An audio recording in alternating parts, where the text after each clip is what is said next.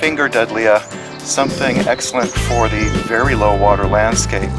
Also really good in a container.